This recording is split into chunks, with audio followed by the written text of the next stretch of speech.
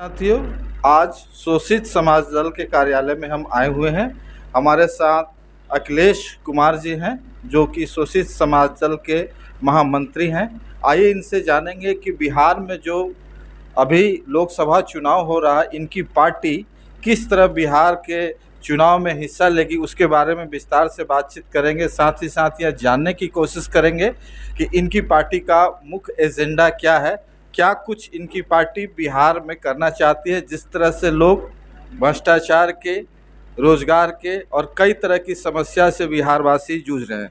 Sir, पहला सवाल आपसे है कि जिस तरह बिहार में और पूरे देश में, समाज में जिस तरह से राजनीतिक पार्टियां काम कर रही है, जनता असंतुष्ट है, क्या विकल्प देना चाहिएगा बिहार के लोगों के लिए? देखिए, बिहार की जनता पूंजीवाद, जातवाद, समाजवाद, साम्राज्यवाद, संप्रदायवाद, ये सबसे जो है से जनता जूझ रही है। और इसका विकल्प अभी भारत में किसी पार्टी के पास नहीं है। सिर्फ और सिर्फ जगदेव बाबू का बनाया हुआ जो दल है, शोषित समाज दल, इसके पास विकल्प है। यही एक विकल्प है जो पूंजीवाद, जातवाद और संप्रदायवाद को ख़त्म कर सकता है। बिहार में किस तरह विकल्प, क्या क्या बिहार का प्लान है आपका? बिहार में देखिए, पार्टी का जो है, जो नीति है, सिद्धांत है, कार्यक्रम है, वक्तव्य है, इसमें सारा चीज़ जगदेव प्रसाद ने दे के गए हैं, कार्यक्रम बना के गए हैं। उसी आधार पर हम लोग काम कर रहे हैं। और देश नेता से नहीं, नीति से चलता है। जी जी। तो हमारे पास लोगों को कैसे रोज़गार मिले, उसके लिए रोज़गार नीति, कृषि नीति, शिक्षा नीति, गन्ना नीति, सारा चीज़ बना करके गए हैं। हर हाथ को रोज़गार देने का कार्यक्रम बना हुआ है। अगर शोषित समाज दल का शासन आया या जो भी यहाँ से सांसद जीत करके जाएंगे, तो जनता की आवाज़ वहाँ बनेंगे। और इन शोषित समाज दल को जो कार्यक्रम बनाया हुआ है, शिक्षा नीति से लेकर के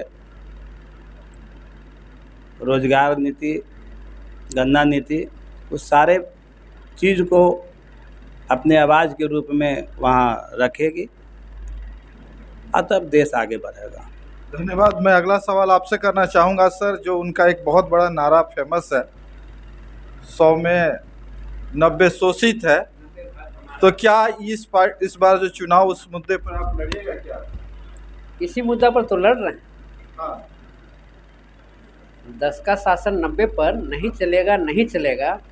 और आज़ादी के 75 वर्षों तक ऐसे वही चल रहा है, तो मुद्दा तो वही है ही, नीति वही है, लेकिन समता लाना है। समता कैसे आएगा? तो जगदेव बाबू और रामस्वरूप वर्मा जी दोनों मिलकर भारत के संविधान को अच्छी तरह से अध्ययन किया, उन्होंने अच्छी तरह समझा, और उसका समरी, उसका सारांश कि कैसे समता आएगी, कैसे बराबरी आएगा, कैसे